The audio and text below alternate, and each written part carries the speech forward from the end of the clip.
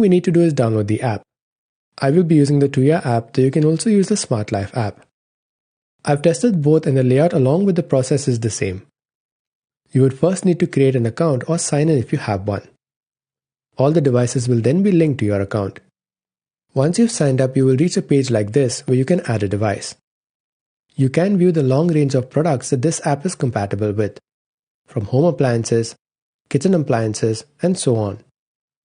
We will be adding the light bulb, so select the lighting section and then select the lighting Wi-Fi option. Most of the products only support 2.4 GHz networks, so make sure you are connected to a 2.4 GHz network and then enter the password here, which will be used to configure the bulb.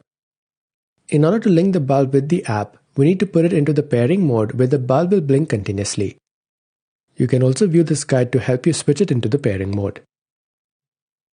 Power cycling it 3 times as per this guide did not work for me, and the manual does not contain any instructions as well. And if this is the same for you, then try power cycling it between 5 to 10 times. For me, doing it 5 times worked every time. You can then confirm that it is in the pairing mode to continue with the setup. This step will take a few seconds, and once done, it will show you a screen like this. Edit the device name to something more suitable and then complete the setup.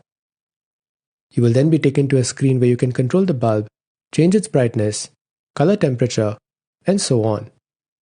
You can also move to the next tab to change its color like so.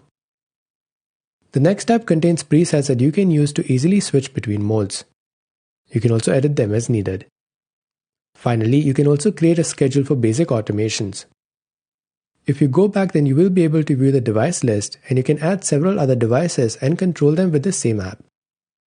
You also have access to the common functions for a particular device. Bulb has its own app which allows you to control it from anywhere in the world.